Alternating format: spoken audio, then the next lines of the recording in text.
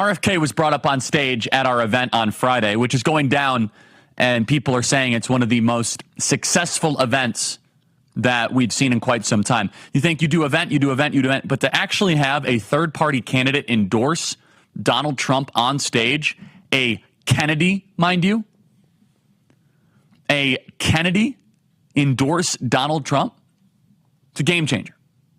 And I got to say that production value is pretty good as well. Let's listen to RFK in his own words, talking about making America healthy again, tackling the chronic disease epidemic. In this clip, he mentions Kelly and Casey Means. We have Casey Means coming on the program in the third hour. This is RFK's mission statement: to make America healthy again, to restore the health of this country, to make us eat better, to no longer be poisoned by the big ag companies and the big food companies. Why is it that half of all children in America are obese? 50%. In Japan, 3%. 3% of all kids are obese. 50 versus 3. 50 versus 3. Why is that? Something is happening in our food supply. RFK's number one mission is restoring the health of America. Make America healthy again. Let's play cut 19. I feel a moral obligation to use this opportunity to save millions of American children, above all things.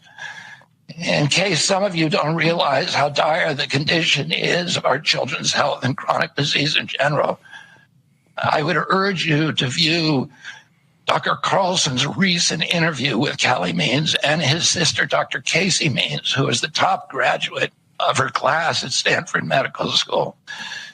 This is an issue that affects all of us far more directly and urgently than any culture war issue and all the other issues that we obsess on and that are tearing apart our country. This is the most important issue.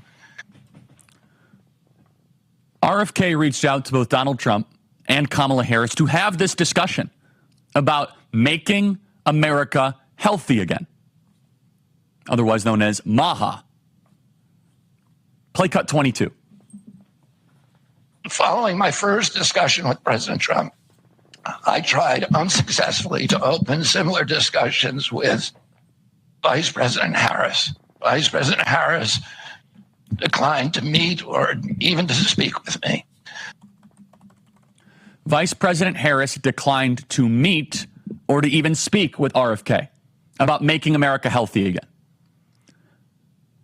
We must understand that RFK is a crusader for restoring the health of this country, but also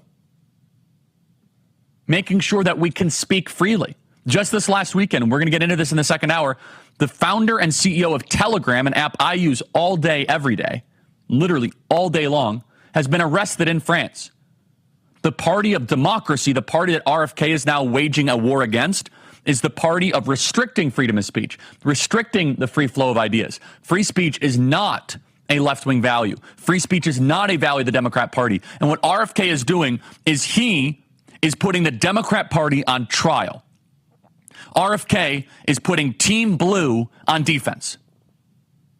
And what better person than a Kennedy who was running around the Oval Office as a kid, literally, in his uncle's Oval Office.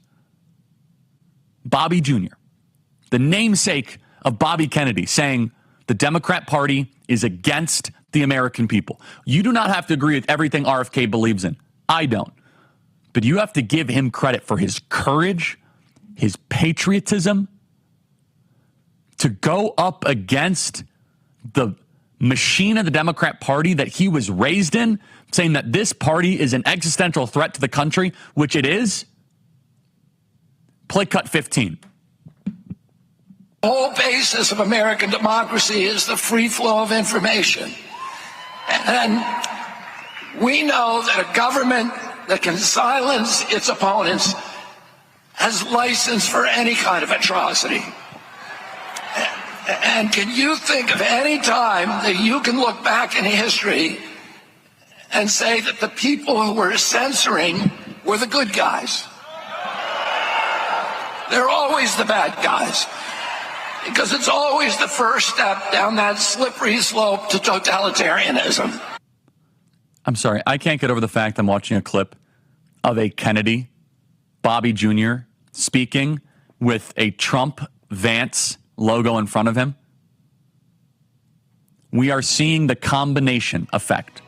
Elon Musk, Tulsi Gabbard, RFK Jr., of forces combined to fight back against the tyranny we're living under.